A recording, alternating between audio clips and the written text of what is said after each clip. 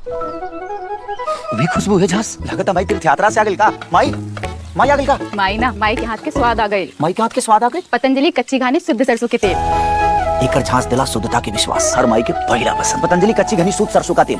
झांस बा यही से विश्वास बा। आपन और अपना परिवार के मिलावटी जहर से बचाएं। सिर्फ और सिर्फ पतंजलि कच्ची घनी शुद्ध सरसों तेल ही अपनाएं।